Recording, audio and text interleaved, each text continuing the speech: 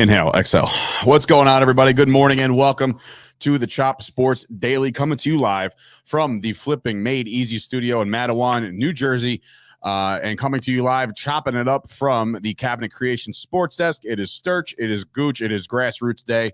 It's just the two of us. Rob is, God bless Rob, he's out there, I think, about to have a kid, so that's excellent for him. He's at one of those the meetings, they're like, hey, we're about to do this with your appointments. Yeah. Excuse so, me. but anyway, don't know what I'm saying. Congratulations to Rob ahead of time for the upcoming kid. So, all right. So first and foremost, there's going to be your typical plugs and show and everything we're supposed to do on this show. That's going to happen, right? But first and foremost, we do want to touch on the tragic events that happened yesterday.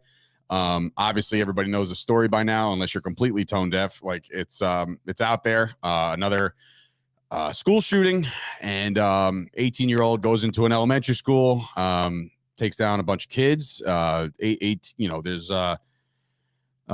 18 originally, and then it went up to 21, and then there's teachers involved, and it's just, we're not going to get into, details of how we feel about certain ways, but it's just one of those things, Gooch, where it's like today I've driven to this office for a year and a half now, and it takes me about 35 minutes. And I went to the gym, and I typically do that in the morning first. But it takes, every day I drive, and this is where I knew this is what I wanted to do for the rest of my life, because every day you drive to work, when you don't like your job, you're like, ugh, you're miserable. You don't want to do it.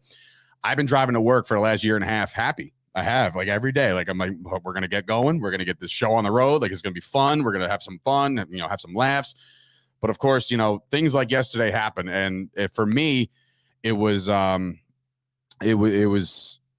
was here. You had left already. I was by myself, and I saw the news break, and I'm like, come on, it's getting to the point now where it's just tiring, and it's so disappointing to keep reading and hearing about this kind of stuff in the world. And I'm not about, I'm not about to sit there like, well, this is how we change it, and this is what we guys should do, and we should do this, we should do that. And like, my thoughts never went that way at all. First, it's like, bro, like, kids, these are kids now, Gooch. You know what I'm saying? And like, this is where it hits me hard as a dad. It probably hits you hard as an Uncle Chris. You know what I mean? These kids are going to school. Just a human being. Every day, man. Every day these kids are going to school. Even say it's a fucking terrible situation. There is no fix. There might be, but we don't know it. But it's we're hard. not. Here's the thing. We have these debates. We talked about it for like pretty much the whole entire hour in pre, right, and how we were going to approach this situation. And there's always that we don't want to have, some of the things that are happening in society spill over into what we're doing, because it's divisive in some ways. Now, we run into these situations where we have no choice and we have to touch on certain situations. And this is one of those times. But I'm going to refrain from giving any type of opinion. As you said, it's just, yeah, man, it's terrible. It's awful. 20-something kids. You look at your niece and nephews, you look at your kids, and you're like, sending them off to school shouldn't be the last time you see your kids. Right. That's all you could say. Right. And something's got to change. And again, he doesn't, probably everybody watching, we don't have that power to change anything. So hopefully the people that do, it gets better, and again, I'm not making suggestions because I'm not that guy, and I can't. I don't have suggestions. I do have prayers, and I do have thoughts towards the families. And again, like I said on my Facebook today, and it's pretty simple. You woke up with a sore back, or you didn't get a lot of sleep last night, or you got bills to stacking up, or your girlfriend, your boyfriend's pissing you off, or you're having a fight with someone. It all goes away today, man. Like that moment where you feel like complaining about something, like some of these parents will never see their kids again. And last night I broke rules at my house. My daughter goes to bed at a certain time every night. We have a routine, and once you get a kid into a routine, when they're in a routine and that young, you always want to stick to it. Last night I broke the routine, man. I was like, no. Like, when you're done with Stella's going to watch the Ranger game with me. And usually within 8 seconds, she'll be like, can you put on Moana? Or can you put on something else? And then last night I was just like, she was into it. She's like, what's that? I was like, that's the puck. And then you got to like tread lightly, like how she pronounces puck, and you're like, oh, okay. But then she watched the game with me, and then we took a bath at first intermission. And I said, I said, Stella, like the game's coming back on. She goes, we got to hurry. We got to get downstairs and watch this game. And I said, yeah, I know. Let's go, And, Steph's like, no, she needs to go to bed. I'm like, not tonight, not tonight. And she watched 2 periods, put her to bed after that. And I did tell Stella, I said, if they start losing, I'm waking you up. Then you're coming back downstairs because I'm superstitious like that. Come back downstairs and watch the game. But it's like today when I'm leaving for work, I hug my daughter and I hug my son. And it's like, that should never be the last time I see these kids. And I know they're not going to school yet, right? But I'm also going to work. And I can go to Quick Check and something happens last week at a grocery store. Yeah. Shit's got to stop. There's no such thing as a silver lining in this situation. No. But what these things do is they add perspective to everybody's life. So when those times where you're just doing it in passing, this gives you that reminder that every time it can be the last time, just for the sake of, you don't know what's going to happen when you leave your house. So just that's in those moments, take it all in. And that's got to say about it. Jimmy, again, I love you, Jimmy. Like, cut to her at 18 with her boyfriend screaming Jets, Jets, Jets, Jets. Yeah, well, listen. It's a smooth transition. It is a smooth transition. Bring us right back. Bring us out of the to the realm of possibilities. Once again, from Chop Sports, Sturch and Gooch, everybody that ever walks through these doors. Rob, I'm sure, shares the same sentiment. Obviously, Ashley's here all the time. Dina's in the other room. We all have somebody in our life right now that you just hugged a little tighter last night. And it should be that way going forward, and I don't compare this to like 9/11, but this is the kind of thing where it's like something this tragic. You really, really want to just love everybody that's really close to you, because you just don't know. You just don't know. So again, thoughts and prayers with everybody over at Robb Elementary School in Texas. So in any event, if you want to support Chop Sports, you can do that by heading on over to patreon.com, and that is /Chop Sports. There is a $3, a $5, and a $10 increment on how you can support the show.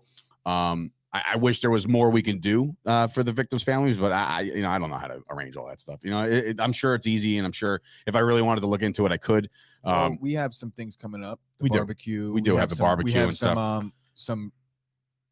I guess the dodgeball tournament that is kind of stalling out a little bit, but that's not on our end. We have to kind of figure that out. But there's probably multiple ways. We have some opportunities coming up where maybe we could do something for some of these families. But yeah, we'll cut to that when we cross that bridge when we get to it. Absolutely. How do you feel personally on a physical level, being that this is the last show you will be doing in your 30s, Gooch? I feel the exact same way that I felt last year. I feel no different, honestly. I've been telling everybody that I'm 40 for the last year and a half. But what's crazy is, bro, if you walked into any setting, there's no shot anybody's guessing 40. I know. So you've done well. You've done well with taking care of yourself and making sure you still look the part. Happy about that. I am 39, one last day into my 30s, Ryan. Yeah. So tomorrow I will be 40. It's unfucking real when I think about it. That's listen, I can't fathom the day, because in my mind, when I'm like, whatchamacall, in my mind, I'm thinking when I turn 40, it'll be 4 years from my daughter's going to be 7. And that's the scary part. I'm like, oh my God, like that's insane to me. Time moves fast, man. If you want to buy Gooch a birthday gift, you could do so by heading on. No, I'm kidding. Subscribe and like the video. How about I'm okay. That? I'm good. Subscribe and like the video for his 39th, 40th, 41st birthday.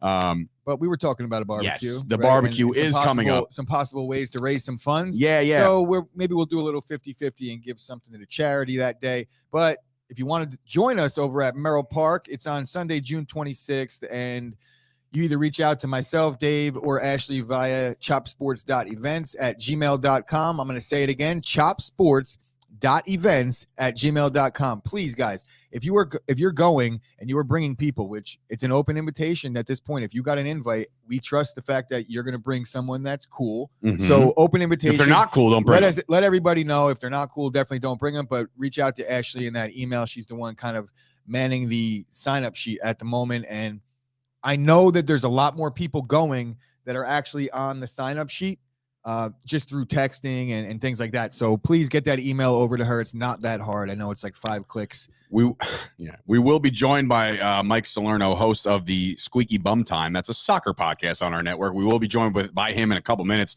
He asked the question, will Mr. 706 be there? So, Jimmy, that is an open invite to make sure you're there, because I think Salerno. Jimmy's going to be there. Salerno's from Florida, so maybe he books a flight and says, I'm coming up here to meet Jimmy Palumbo. I think you met him already, no? Wasn't he in the Was he in the studio at the same time one time? They were. They talked about how soccer sucked, or or like how Jimmy tried to coach soccer one time. It just wasn't a good thing. A meeting, but there hasn't been a meeting since since Laurent deleted Jimmy's episode by accident. So we'll see how that goes. It's going to be fun. That will be forever. The rowdy in the main lobby. Yikes! Yeah, there's going to be a brawl. Remember that time he deleted episode 54 or whatever the hell it was. But anyway, it doesn't. Yeah, Ducks Under Desk. Mike Salerno coming in. He'll talk Rangers in just a couple seconds. I do want to touch on the Yankees real quick. Last night. No, Jimmy, he did not erase your show. Just so we're clear, He did not. We're kidding. Mike did not. It was Laurent not did. No. It definitely wasn't Mike. Throwing Laurent under the bus, as Mike is just like, I could see him in the green room, and he's panicking right now. He's running around. Anyway, so another big moment last night for the Yankees. Again, there is some things that you could kind of to circle back on and say, oh, this is not a good look. Jimmy's going to stop watching the Yankees because now we're probably going to miss out on Giancarlo Stanton for the next 10 days. You would assume he's getting an MRI today on his calf.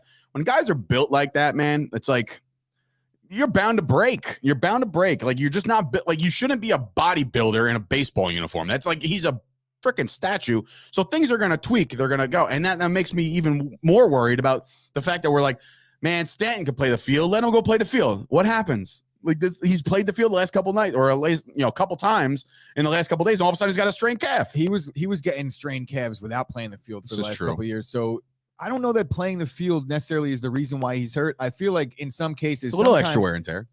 Little wear and tear, but I also think sometimes you get your motor going a little bit throughout the game. Did he do do actually able to stay active instead of just getting cold? Do you think he did it go bad and then cold and then having to go bad? I think there could be something to that. Do you think he did it during the Gucci play he made in right field where it was like a late reaction? Did you see that play? I didn't. Oh, he was like, so the ball was trailing, he's back, and then he's like, oh shit, and he has to dive like in a standing position where he made the play. He made the play, so that's why I said Gucci play. Yes. So he made the play, but that was a weird, wacky turn. Jimmy's gonna talk shit, but go ahead. What going. Judge will be next? Oh. No, about my about your softball prowess. Yeah, I mean, look. It's interesting to see what the Yankees are going to do now, especially now in the bullpen, too. You got, obviously, we've over the head. We're like, nah, Chapman, no. This guy stinks. Get him out of there. He stinks. And now he's hurt. 15-day DL, 15 or 10, one of those two. I don't even know how many different 10, ILs 10. There are. But anyway, he's out for a little while. We got, obviously, Chad Green, who's had a struggling season thus far. He's out for the year. Luis Hill can never be brought back again for this year. So now they're in a position where last night, Clay Holmes came in. He shut the door. He did his job. He might be the new closer until further notice. Or like Loizaga, I'm sure they can kind of sample guys. But you lost some arms in the bullpen. And now, again, they are the first team to 30 wins. Before the Mets, they actually lost last night. But like the 30 wins, are you at all concerned about this stuff kind of starting to pile up here? Or do you think the luck's about to change? I'm definitely concerned because why wouldn't you be? You lost, I don't think he's our best bat, but our second best bat up to this point this year. And you lose the back end of your bullpen. Everybody's talking shit about Chapman. Maybe there's a big reason why his velocity was down and he's probably been playing through an injury. True. That said, we don't have Chapman anymore. And now we're going to get to see what everybody wanted. We're going to get to see what life is like with no Chapman at closer.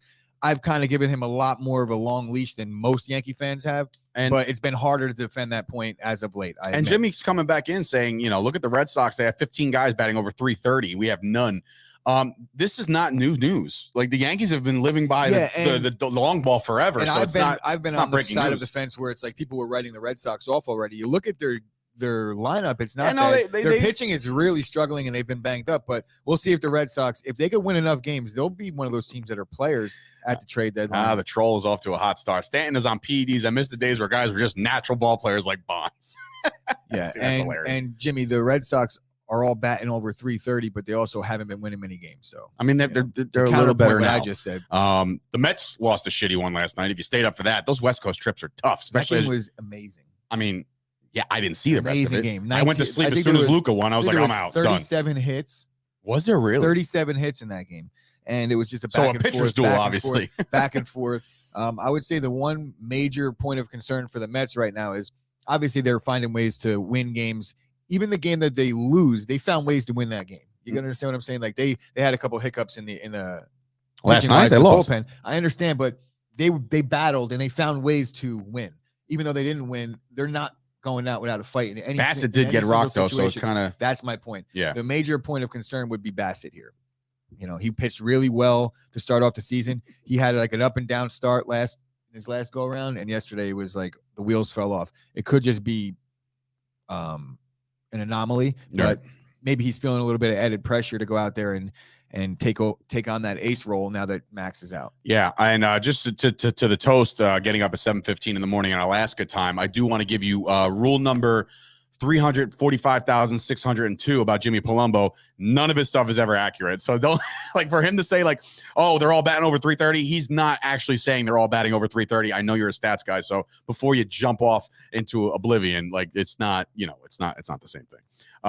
Yeah. So AJ Bascone coming in, resident Mets fan of the crew. Edwin Diaz disappointed the ice out of me. It's new, but I really am so impressed with this lineup. The fight has been unbelievable. Yeah, so there's something to be impressed about. You know what I mean? Like, and look, definitely. I mean, the Mets have been dealing with their slew of injuries, and here they are sitting at 29 games on the cusp of having the second team to win 30. And they've battled through a ton of injuries. Now it's the Yankees' turn. I said this a couple weeks ago, and I hope I'm wrong about it, but I think that Boone isn't the right guy to man the ship when it comes to the wheels starting to fall off, and Buck Showalter is. So we'll see if Boone could prove me wrong. I hope he does. He hasn't in the past. Do you think losing a guy like Stanton, and now you're going to have to play Hicks and Gallo like all the time now in the outfield? Do you think that's a big concern considering who the manager is? Like when and where they're going to pick him out of the lineup? No. Last night, Hicks once again, and I understand he's been getting a couple hits here and there, but he's still terrible. Well, look, let's I'm going to pump the brakes because maybe Stanton's just a day-to-day thing, and there's IL Stanton. Waiting to hear from just basing it on his history, his injury history. He'll probably hit the DL just out of precaution because it's still May. But yes, I'm definitely concerned. He's one of the biggest bats. He's the best power hitter in baseball, and I say that meaning like if you look at all the stat graphs and things like that, he's got all the hard hit balls over 120. So out of the top 10 in the last 5 years, he's got 5. So Stanton is like alone on top when it comes to hard hit and contact and all that weird shit that Toast probably loves. Yeah. So yes, it's concerning. The only guy that they could possibly bring in right now to assist things would be no power whatsoever. That's Brett Gardner. So that would be outfield. Do you think help. that's a thing? I do think it's a possibility that we see. Bro, if we're sitting here and we're needing outfield help, think he's in baseball shape still? I mean, is that the whole stay ready type thing? Like baseball shape, I think Brett Gardner's. It's going to be hard for him to get out of. Babe Ruth was never in baseball. Look at the guy. So, that's fun. But if we only need a guy to come in and bat 190, got your guy. We got our guy. Got our guy. You can steal a couple bases, maybe. Anyway, so Yankees, Mets, obviously that they're to continue their respective series. But speaking of getting back into the series, ladies and gentlemen, the New York Rangers get the job done last night. They played a hell of a hockey game last night. Let me tell you something. They were on fire the entire time. I thought for sure it was going to be a shutout, but of course, Igor's not perfect. We understand that. But joining us right now is the host of the Squeaky Bum Time podcast, which you can find on the podcast network. They're going to take a little bit of a break ski because soccer is not year round like I thought it was. But there's not a lot of news, but there is news in the New York Rangers market. Your thoughts about tying this bad boy at home? Yeah, it feels really good to see the boys come out and really put together a full 60-minute performance like that they did last night. You think back to game one. A phenomenal play by Aho. He scores on the rebound, and then they get a shit bounce in overtime. This could be 3-1 Rangers very easily. I would say that games 3 and 4 were a statement. Right? They really embodied I find that Madison Square Garden in the playoffs has like an anger to it. Like everybody's really excited. They're waving their towels in like other arenas in Carolina and in Tampa, but in like Boston and the Northeast, there's an inherent like, we're going to hurt you today. And Reeves and Trouba might have literally, he floored that guy. And I'm like, I had to take a step back. Like, is he going to get up? Like, yeah. And so I was actually impressed for the first time in a very long time at the officiating. They got that 100% right. Not just because I'm wearing a Rangers shirt, but they usually any big hit at open ice there's going to be an arm up immediately. Right. And they're going to confer about it. They're going to figure if it's a 2 or a 5 or whatever. Max Domi got a little bit of his own medicine last night. He was the guy after game 3 who went after Ryan Lindgren, who, by the way, you're starting a fight with a guy who chops wood for fun. So really not a great call. Perfect guy for Top Sports, to be honest. Right. And Trouba really laid him out in a good way. shoulder and elbow were down. He was off balance a little bit. He went like neck first into the boards, which again, that inherent anger from MSG, I love to see it. But it really set the tone for a lot of things. We got the power play and then we scored off of that hit, right? So very rarely do you see something like that in today's game. I was showing my wife the Scott Stevens, Paul Correa hit from 20 years ago. Oh my God. And I was like, that was a penalty. That should have been a penalty 20 years ago. He would have been kicked out of the league today. Right. Right. It was refreshing to see that called as it was, and then for us to capitalize on the power play. All right, so your thoughts now. It's 2-2, and Kyle bringing up a very good point. This is like first time since like 1940-something that the Carolina Hurricanes, the home team in any of their series, have won every game. They're 11-0 at home. The home teams are 11-0. So now with the series being tied 2-2, do you think it's a possibility to steal one on the road? And if so, this is just my opinion, it's got to be the next one. I think they got to win the next one. If this goes 7, I don't feel good about it. If the Rangers can pick one off in the next game, I think this is a whole different series. Yeah, I mean, every game has been pretty much a coin flip so far, right? And Kyle's absolutely right. They're 0-5 away from PNC Arena, so I do think that they'll be able to. It'll be another tight game. Take the under, if anything. It'll be a classic kind of playoff, kind of rough and tumble matchup. But absolutely, like I said before, go right back to game 1. We were 2 minutes away from taking game 1 on their home ice. So I think that it's an interesting when you look at how physical they were in games 1 and 2 versus how passive they were. And the Rangers were sort of the inverse of that, really feeding off of the crowd energy in all 4 games for the home team. Yeah, they're going to have more jump. They're going to be getting after it. Tony DeAngelo is not going to be getting booed and yelled at every time he touches the puck. Listen, this is him and the coach might throw blows by the end of this series. Gallant's an old-fashioned hockey guy, right. So yeah, I wouldn't be surprised. But I mean, it's a series of 3. Shut the fuck up! Yeah, I was like, this is great. Look, it's best of 3. This is what you get into the playoffs for. So all right, so go win a game in Carolina. Before we let you go, knee-jerk reaction. Do the Rangers win this series? Now, the way they're playing now in 2 games in a row. I'm so confident that they're going to win this series that I just bought games 4 and 6 in Tampa. Dude, good luck, you're bro. Talking about touching the money, you son of a bitch. You just ruined everything. No, that's incredible. That's Worst incredible. Case, I sell it to Carolina. If the Rangers win, it will be Sturch's Rangers against Gooch's Tampa Bay Lightning. So that'll be interesting. All right, Mike, thanks so much for joining us, bro. We appreciate the insight, man. Have a good one, buddy. Boys. So that's Mike Salerno, host of the Squeaky Bum Time podcast. You can find that on the Chop Sports Podcast Network. We want to thank Mike for coming on, taking a couple minutes to talk some Rangers hockey. So therefore the Rangers are now up in this series to me, like as far as like playing up, and they got the momentum. The momentum has shifted, and we got to go down to Carolina and take care of some business. So we'll see. Last night, another team in a different sport decided to stick it to them. And I think that this series, and I told you yesterday that this was going to be the game that the Mavericks won. And I said it was going to be closer. I did. The closest game wound up being a 10-point win for the Dallas Mavericks. But again, I don't typically do this, but I did fade the sauce yesterday. I had this, like the same thing about that Steelers game with the whole last game for Roethlisberger at home. I was like, I know he's playing like shit, but I feel like Roethlisberger is going to deliver, blah, blah, blah. It's the same way. If you look at the comments, I think Kyle was wishing he faded the sauce yesterday once he saw that Scoop was on Golden State. He was like, God damn it, if I would have known that, I would have faded the sauce. There it is. Bale and Scoop tails. Oh, I like that. And then there it is. Toast saying that's the hoodie right there. Bale when Scoop tails. But yeah, this game as a whole, you knew, like I had the feeling that they weren't going to just go quietly into the night. They got one of the best players in the NBA. Going right now, and he drops 30. Finney Smith dropping 23. Dude, they were up at 30, up at 30 at one point. The difference in this game was they didn't miss from behind the arc. They were. I think everybody shot like 70% from behind the arc. They answered our call. We said we need more than Luka, and they were like, "Yeah, we hear you, Chop Sports. We'll show up and start banging these threes. Show the Splash Brothers who's actually."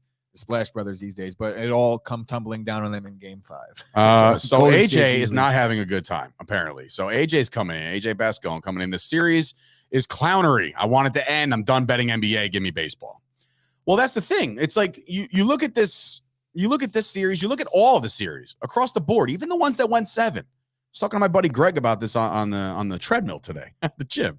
He goes, and we brought this up in the chat last night. I think we may even talked about it loosely on the show. I asked the other day, like, what's been the signature moment of this postseason? I thought it'd be this, and it's even Luka dropping 30 is really not signature to me. Maybe it was a team effort up for a great NBA Finals, but I really hope looking so. at the scope of the East right now and how everybody's just banged up, everyone's a game time decision in both starting lineups and their entire rotation. Right now, did you see the thing? I was talking to you about it earlier. I don't know if you actually saw it on one of the socials, but there's a bet out there where a guy's got plus 850 Golden State to win it all. It's like a $6,000 bet with a $66,000 payout, whatever it might be. I don't know.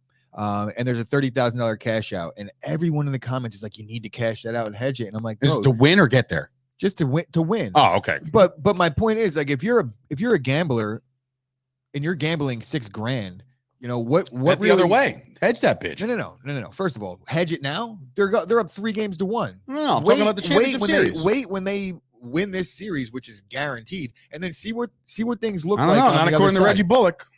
Give me a break. He said they're not losing another game. I'm just they, telling you what he said. Wow. I'm just telling you what he What's said. he supposed to say? Honestly, he should say nothing. But what is he going to say? Former We're Nick. We're going to lose another game. We'll probably lose one more. Me and Jimmy, I actually said that to Jimmy the other night in texting about the basketball game. I was like, "Yeah, I'm watching the Mavericks and/or all the Knicks that are succeeding right now." Like Frankie Ntilikina's hitting fucking 3-pointers. I'm like, that guy hit none for us. He played nice defense, but he was nada. Yeah, but this series is over. I feel like the NBA Finals are over. It's Golden State or nobody at this point. Yeah, you think? I do. Look, I'm big Miami Heat fan. Well, don't bury the lead. I hate the Celtics, but I've got to talk been about it. Kind of talking about how they have a shot this year. You're not seeing enough out of these guys. Like each team, we're singing Jimmy Butler's praises, and then 2 out of the next 3 games he shits the bed, and now he's dealing with an injury. Jason Tatum, he's up and down. He enters the top 5. We're talking about is Tatum better than Durant, top 3? Just took out Giannis, Durant, giant killer, all this, and then he drops 10 points in a dud. So Curry dropped just 20. But I will say 20. this. For Golden, thank God for Dallas' sake, this lead was the way it was, because Golden State outscored Dallas 39-20 in the fourth quarter.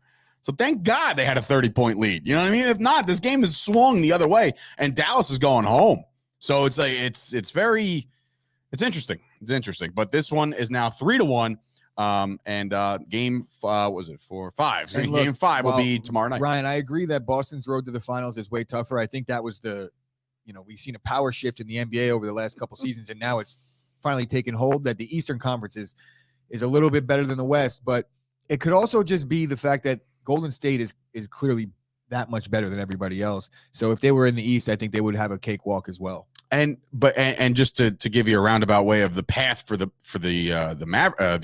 Warriors here, they've had a stinker. They threw up a stinker against Memphis. You know what I mean? Like, they've had these games before where they just get completely shocked out of the but when Golden State, when they're down 15-20, like, it seems like they just stop playing at that point. They're like, look, we're not even going to try and battle into this one. In some cases, this one's different, I guess. But Steve Kerr, maybe it's more of a regular season thing, but they take players out, and it's like, all right, this game is over. We're going to revisit this tomorrow. Yeah, you just wave that white flag real fast.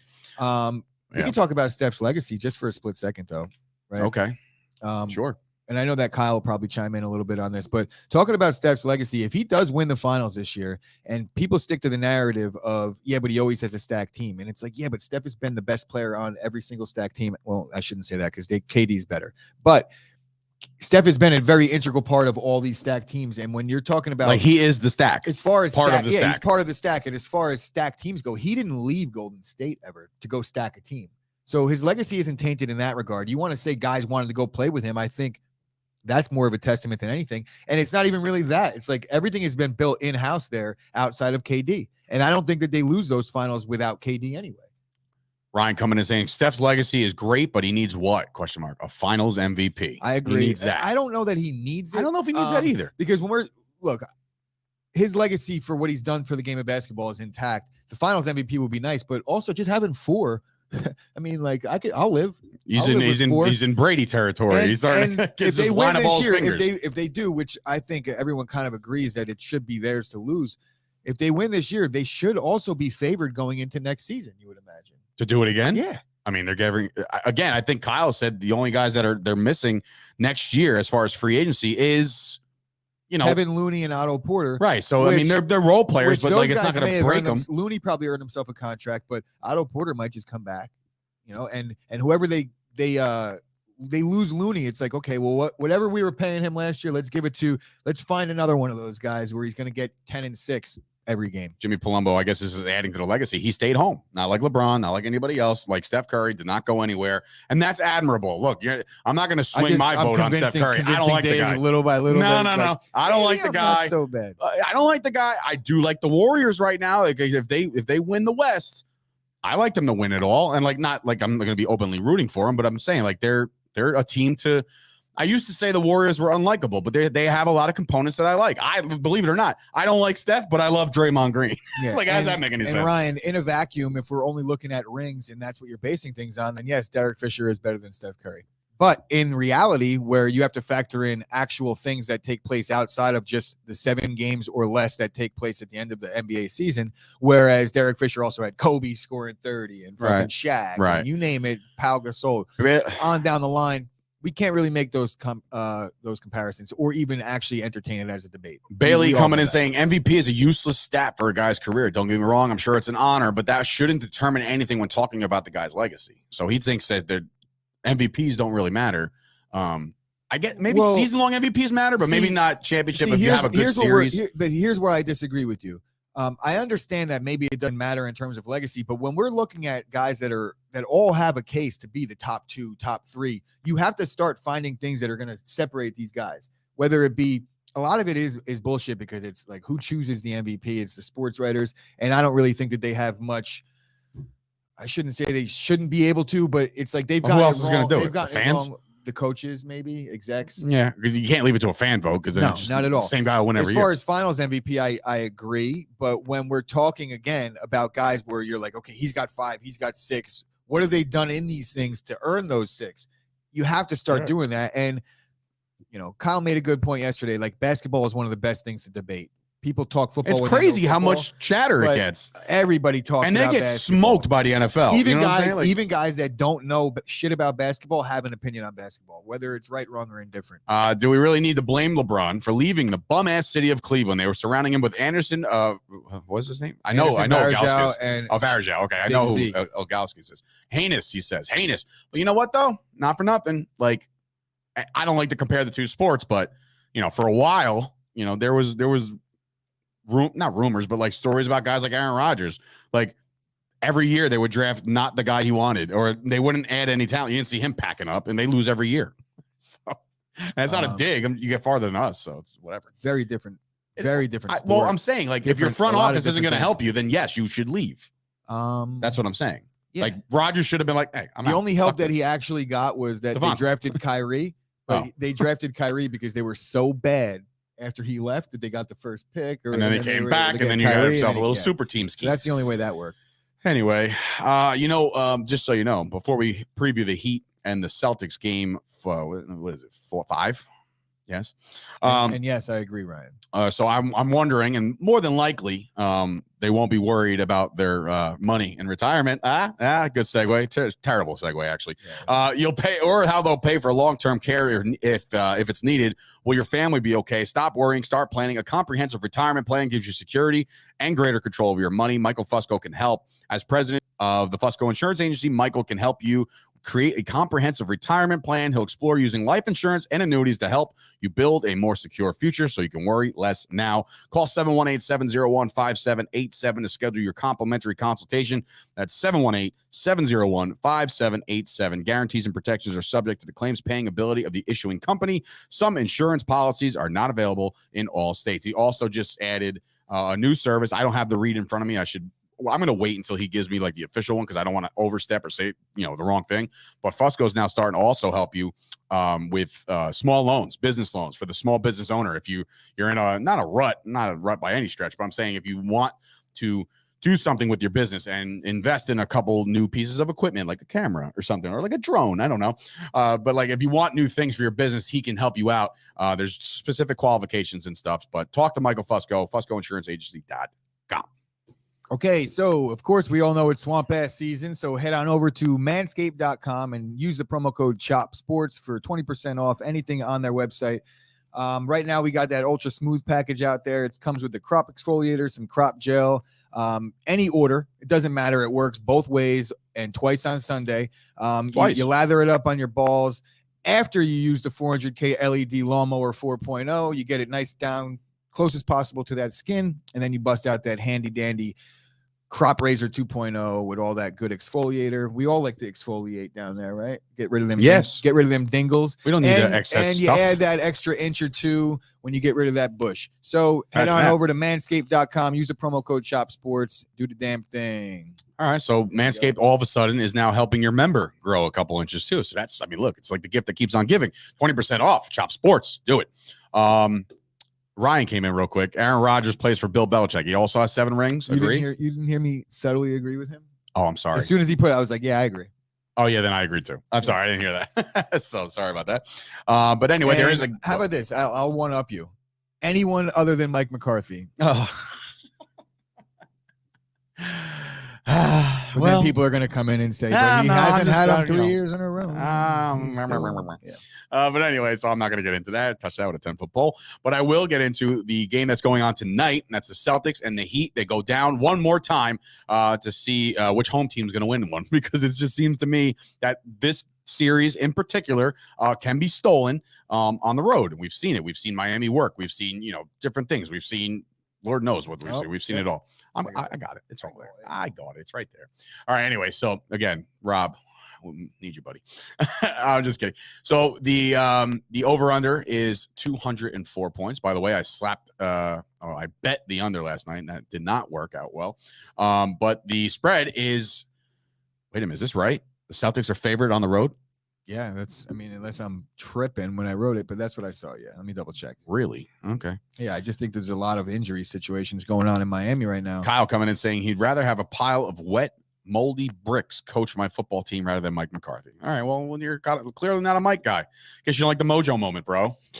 Come on. Right now that it's down to 1.5. But all right, so it's moving. All right, so I would ask Kyle where the money's going right now.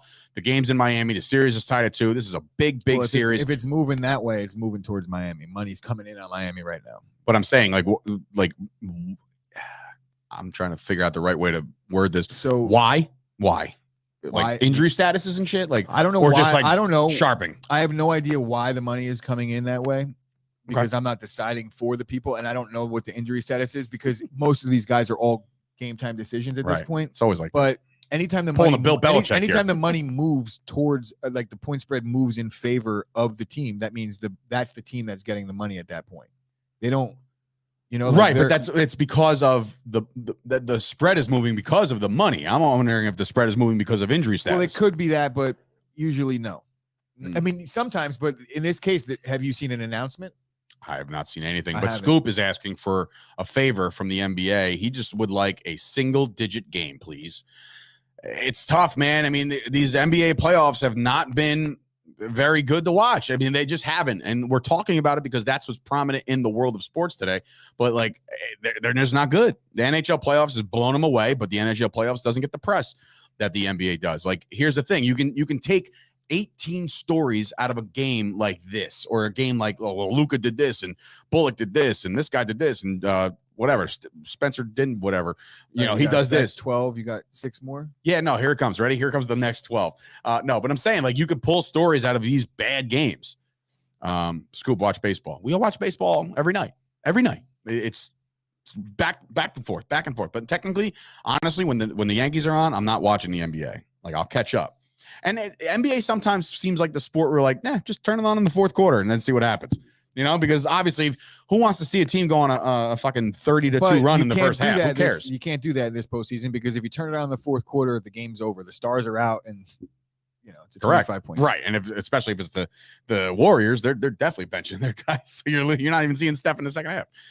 Anyway, I'm gonna say, if I had to pick tonight's game, I'll probably make my bet later on, but I feel like, not disrespectful, but I feel like Miami getting points at home makes me want to go with Miami here. Again, I'll wait for Kyle, And I never actually know the time that Kyle drops his picks. It's always like when it's like 5, I'll check the app. No. And then it's 6, I'll check the app. No. It's crunching a lot of numbers. I know. When you're waiting on things to come out, you're waiting on the teams to announce their starting lineups and things like that. You can't make a VIP pick knowing that one of the most important players in the game is a game time decision. Correct. So you have to wait in these cases. Sometimes he'll actually put that as like a caveat, like, hey, this is the spread, but if Hero or whatever his name is plays, then you got to switch it to this, or I would stick with this no matter what. He's done that before. He said, like, I don't give a shit who's playing. This is what's going to happen. And he's hit, so I'll just wait. But again, my knee-jerk reaction right now, I'm with the Heat tonight. I'm just taking the home team getting points in any situation. Right. When I don't, in a playoff it's like this, it's like, how can we say, I don't know. If it's really the Celtics are favored, shouldn't they be favored by 18? Because that's what the way these games have been going. Right. Obviously that's not the case. But you said it before. It's crazy. At one point, there was a live bet last night.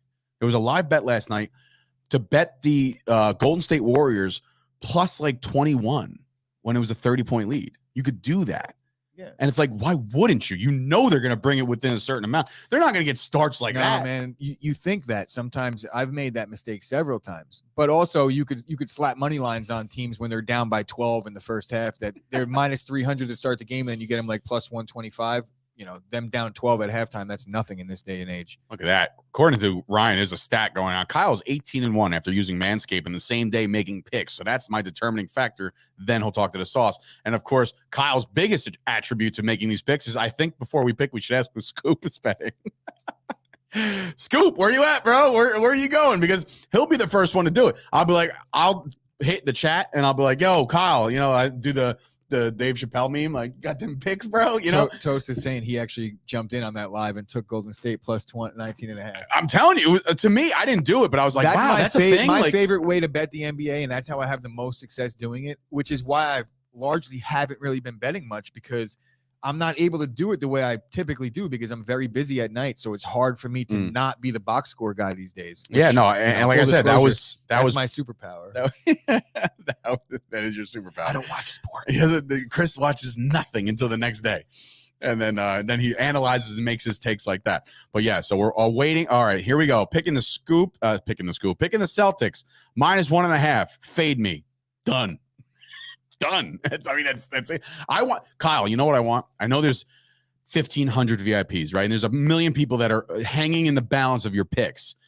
I need you today on your website to say, I'm picking the Heat because Scoop picked the Celtics. That's it. No description, nothing else. This is why I'm doing it. And then we're like, who the fuck is Scoop? Be like, go listen to the Chop Sports Daily. Bang, there's some subscribers. So if somebody knew Kyle, they would know that he's doing that as a joke, and they would know that his analysis actually did go deep into it. So yes, do that.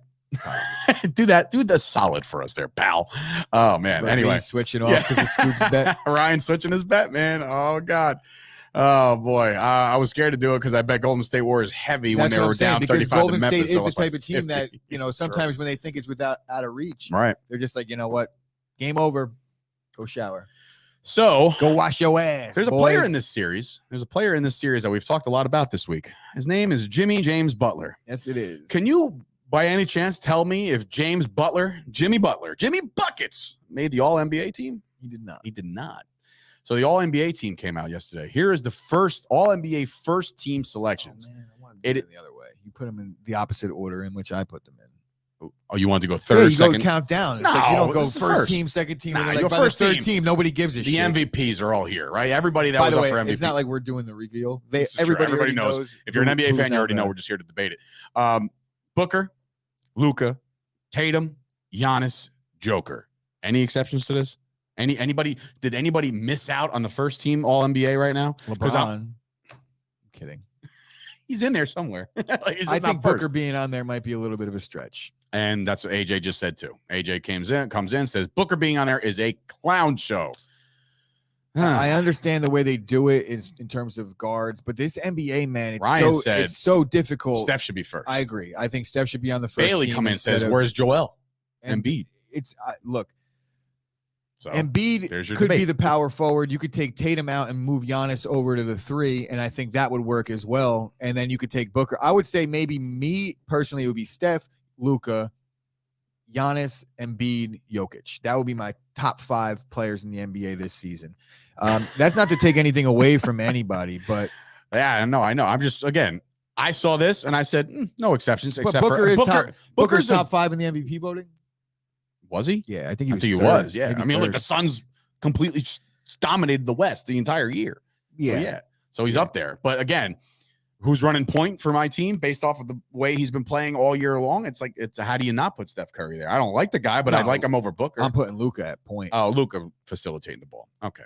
It's just so weird to look at Luka as anything other than just a dominant back in power forward type guy. But he could do everything. Yeah, he's not it's even insane to me. I don't even think he's like a dominant post player. He has probably decent. But I'm saying you look at his size and it's that's what he should be. He's way bigger than that's his biggest asset. That nobody could guard him because he's fucking 6'10". How tall is he? I don't know. Gotta be like 6'8", 6'9". He's very tall. I don't know. Second team. What do we got, Gooch? Second team. Bring him on up. Justified. So, here we go. What do you got? Now we got our boy Steph, John Moran. This is the all I don't care about playing defense team. No, DeMar DeRozan does play a little bit of D. Give him that. Man. Again, bump DeMar DeRozan out. You put Tatum there. You move Steph up, and then you bump. You say bump Ja Morant out? Is that what you said? Or DeRozan? No. You can leave Ja Morant there, but you gotta.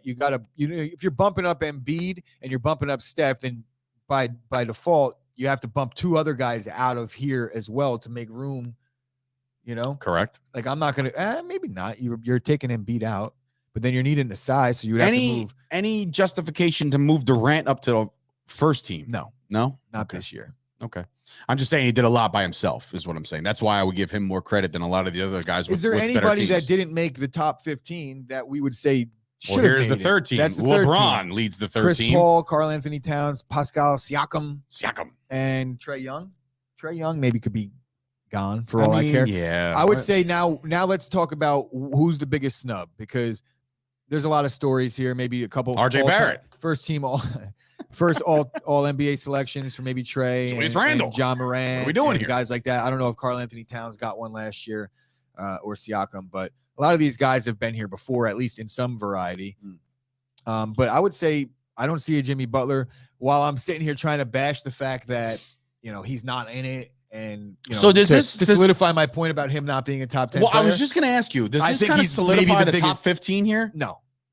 So then what? But then wouldn't that make sense? The top 15 players should be the top three. No, because here. they do. There's a criteria here, and what's the criteria? Be good, because you have to choose certain guys at certain spots. Otherwise, Embiid would definitely be on first team. Okay, so when you have a center, you can't pick another center. He's just the center. That's okay. All right, so that makes sense. It takes some of that away. I think Jimmy Butler's, for this season, what he did this year, he should be in the top 15. Joel Embiid finished second in MVP voting. It's really tough sell. He's not on the first team, according to Kyle Kurtz. Yeah, I agree. They're not doing the 2 centers thing, but they're just taking bigs. Like I thought that's what they were doing. It's like 2 bigs and a wing and 2 guard. That's how Ryan's basically debunking my point and my question and saying no way. Trae, DeMar, Pascal, Karl Anthony Towns, CP3 are not top 15 in the league, but there they are in the top 15 in this regard. So it's a different story. It's not. So I'm proven wrong. I didn't know the criteria. Look, the Suns had a great season, so you're going to throw Chris Paul in there. He's got the name value, obviously. But when you're looking at guys that played for the Cavaliers this year, you're looking at the Aaron Fox. They've got some studs in this league that didn't get the recognition because they don't have the name value yet, or they're not playing in this certain city. But we'll see. AJ coming in saying only because it's a regular season award, Trae deserves to be on there. Because again, his playoff was no good. I will say this: if I'm judging by the way these lists look, the NBA, Kyle, not just me, doesn't care about defense, and I do care about defense. I'm just saying, most of these guys don't play defense. You know what's funny though? I think this kind of shit needs to be announced before the playoffs even start. And I understand that playoffs aren't taken into consideration, but maybe they are a little bit, even though they're not supposed to. You know what I'm saying? If somebody has a dominant run in the playoffs right now, or almost in the NBA Finals. Don't you think one of the writers were like, well, I was going to put him on the second all team, but do you see this guy in the playoffs? He's going first. Does that make any sense to you? Would they, I understand it's a regular season award, but they should do it before the playoffs start. Yes. Yes. And now, Kyle, I do agree. There is an all NBA defensive team, but how do I say this? There is no offensive team. There's no All NBA offensive team. That's like the so argument. this is the offensive team. Well, that's like the argument MVP. And they take the All NBA offensive team and they make it just the All NBA team. Well, because that I was just saying, this is the same thing in the NFL. Like you have the NFL and then you have the offensive player of the year. But if you win MVP 9 times out of 10, like, you know, you're not a defensive player. Like it's just the way it is. MVP is an offensive side of the coin here. NBA doesn't like it. You're right, because I could pick 5 who didn't make it to beat the 3rd NBA team. Speaking of beating teams, you want to bring up this, Gooch, because this is something that my boy Brian Casey posted in Chop Sports, the Facebook group. If you're not on the Facebook group, get over there. We debate, chop it up every day. Let me just give a little clarification, because some of these guys may be watching on their phone, and these are 3 starting lineups. And what we typically have in these scenarios is like an all-time Lakers team, an all-time Spurs team, and an all-time Bulls team. But this is a little bit different. It's all-time yellow, all-time black, all-time red. And some of you guys might not be able to see the names or the faces that are on some of these graphics because they're a little small and you're on your phone. So I'll start with the Lakers, or the yellow team. And it is LeBron. And they had the Cleveland Cavaliers alternate jersey just to make this fit, even though because technically he could have been shifted over to red. Technically he's also on the Lakers now, so they could have just used that. Very true. So it's LeBron, Kobe, Shaq, Steph Curry, Magic Johnson. Yikes. Okay. Right? I mean, that's okay. That's a tough one to contend with. Yeah. Then on the black team, we got Tim Duncan, Dwayne Wade, the Admiral David Robinson, Allen Iverson, and we got KD. On the red team, we have Michael Jordan, Scottie Pippen, Hakeem, the Dream Olajuwon, Tracy McGrady, and then Dennis Rodman. All right, so the people watching out there, just chime in. Say who the best is, because there was a debate on the Facebook group, and if you want to debate it here. Ryan actually saw it on the Facebook group. He goes, "This was great," and clearly gold, and he's going gold. Not even like yellow. He's like, gold is winning. Gold, and that was my initial thought as well. I was like, "Yeah, gold." Yeah, it doesn't. To me, it doesn't. I mean, I'm not going to say it doesn't seem close, because of course you got red. Jordan's over there, right? I mean, there's Hakeem's some 15 great players, right? So to me, if I'm looking at it, I'm the way I'm going to break it down initially is like, okay, matchup wise, who's going to dominate the paint easiest? And then you look over, you have Shaq, but then you're like, well, they don't really have another true big, but they do have legit size in LeBron and Magic. Magic was able to play in the post early in his career. Everybody watched Winning Time. Mm-hmm. But I think that's going to end up hurting them a little bit and not being able to deal with some of the size that the other 2 teams have. I think you could automatically eliminate the black team, because if Dennis Rodman has to play against Tim Duncan, I think Tim Duncan's going to start crying. Dennis Rodman would own him, I think. And I know that people are going to probably bash me. I just think Rodman is one of the most underrated players and what he brought to a team in history. And that's why I'm going to go with red. You're going with red to win this? I'm going with red to win this. First things first, they have Jordan, right? So Jordan is just a better version of Kobe. Then you have LeBron, who is much of a LeBron fan. I am, and a LeBron guy that I am. I feel like Scottie Pippen has been talking about what he would do to LeBron James if they ever played. Now he would lock him up. Now you got your chance, Scottie. And Rodman and Scottie Pippen were both in agreement by saying, like, LeBron doesn't have any moves whatsoever. He's just big, and his moves are basic, and they would lock him up. I do believe Rodman locks up almost any player in the modern day. He's like the best chance at stopping Giannis, the best chance at stopping some of these guys. But Ryan says the red can play defense and they have chemistry, considering 3 teammates on this team. They have the best defensive team by far. Tracy McGrady doesn't play defense, but when you have these other guys giving all the effort and you're not going to be asking McGrady to shoot 30 times a game, maybe he could use his athletic ability and kind of catch on and play a little defense. And I think that what rules? Yeah, what decade is this being played in? Because, you know, if this is a knock on me saying I love the 90s, you know what I mean? Like the game has obviously changed. So let's just say right now, right now with this team, like in their primes, but then like you think about it and like, would Hakeem survive against Giannis right now? I don't know. You know what I mean? Like they're totally different body types. Giannis is a freak. Giannis, they're like the same guy. But Giannis is athletic. But in terms of size, that's what Giannis is. He said if it was today's NBA, red would get shot out of the court. Jim, whatever. If it was today's NBA, red would get shot out of the court. They would be the 4 seed and they would dominate the postseason. Who's playing the 3 for the gold? Kobe or Magic? Can I also say I would take McGrady out and put Derrick Rose in? But Derrick Rose, I love it. I love that actually. Who's playing the 3 for the red? For the gold. LeBron. Kyle says the yellow has three 40% 3-point shooters compared to 0 on the red. That's a quick stat, man. You pull that up now? I just think that pretty quick. I just think that the Bulls or the red team in this equation, they're the best defensive team, and all those 3-point shots that people think they would be jocking up on the other teams, they wouldn't really be getting them off because they're off the ball defense. So who's the 4 for gold? He wants Ryan's coming in. Who's the 4? Magic Johnson. Wow. Okay. Wow. Interesting. Kobe barely a top 15 player. Stop, Scoop. Come on, bro. What kind of shit I is say that? Magic because he's done it. How is this a thing? How is he allowed to comment? Is he just trolling, right, at this point? Scoop. Say that on your show and take a page out of Kyle's book and just say the most ridiculous, outlandish take and see if it sticks. LeBron at 4, Magic at 3. That's what AJ's I'm putting Magic at the 3 because I know for a fact that Magic Johnson has gone down low and won an NBA title. So all right, so for somebody to create it was 1921, but still. So for somebody to create this graphic, right? It feels like the black team is getting absolutely no love right now. Like absolutely not. Like I heard red and gold for the last 3 minutes. Never once mentioned a guy like Tim Duncan and David Robinson together. The Twin Towers. Yeah, together. they did play together. They were on the same team. I was there. Yeah, I was there for the. So it's not like we're like have to imagine it. No, I know, but I'm saying like you're looking at this team and nobody's giving them any love. Though that they can't run with this any other team. They can't. Really? Yeah, because they also can't shoot, and Durant? they can't. How are they gonna match up? Think about who's Dwayne Wade and Allen Iverson gonna cover? Dwayne Wade's gonna cover LeBron. No, he's not. Why not? What about Durant and LeBron? Okay. All right. Okay. So then who's covering Magic? Tim Duncan? Maybe Iverson to be a pest? I don't know. I don't know.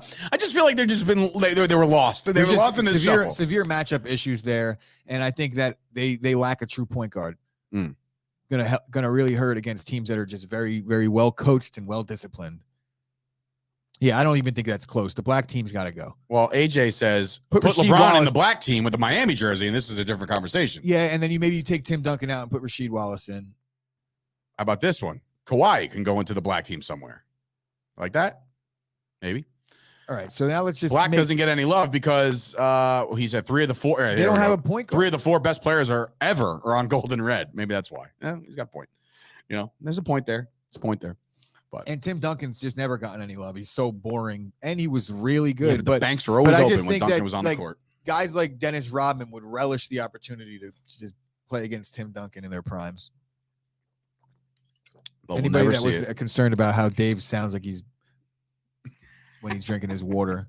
Sorry, I don't mean to put the mic right there, but it's just my Chop Sports brought to you by Smart Water. I needed the hydration today. Yeah, we're gonna get flagged now because of that. Oh, please! We're at Manscaped and Fusco every day. All right. Save the other thing for another day. What other thing do we have? The top overpaid, underpaid, whatever the hell. Yeah. Save it for another day. All right, cool. So tonight, obviously, we got ourselves another NBA Eastern Conference Finals game. Watch that. We'll talk about that tomorrow. Tomorrow, if topics permit, there is an article that dropped today on NFL.com, where the article is entitled, and I just want to bring it up just to give you a teaser, all paid team of tomorrow. So these are guys all about to cash in on a new contract, whether they be on their option year or just searching for a second deal, whatever. These are all guys coming up on contract, and they basically say the highest ranked dudes in those categories. So anyway, Jimmy Palumbo. Also, Kyle, maybe we want to talk about possibly coming on Friday. Yes. And maybe doing some week 1 leans, some way too early week 1 leans, and give people a little bit of a taste of what we have in store for football season. Yeah, man, we need football. I need football back. Not much. Steelers hired Omar Khan as the next GM. Just looking up and down the Watson's in trouble again. So anyway, in any event, this has been a show. Again, I don't want to downplay at all the events of yesterday. And obviously, we come on here every day. We try to have a good time. We try to chop it up. We try to entertain the people that decide to come in here every day. And we thank you guys each and every day. You guys come in and join the festivities. But of course, the main focus today is to just, hug your loved ones a little bit harder today. It's a really, really terrible day for the country. Hopefully we get right back into, trying to get on the right path. I don't know where the solve is, when the solve is going to come, but you just got to somehow, some way keep the faith. I don't know. So rest in peace. And obviously my thoughts and prayers to everybody affected from yesterday. So for Sturch and Gooch, Rob will be back in whenever. This has been another episode of the Chop Sports Daily, and we'll see you guys tomorrow, 11 o'clock. Jimmy, it's called pulling trig, bro. When you put your finger down your throat, it's called pulling trig.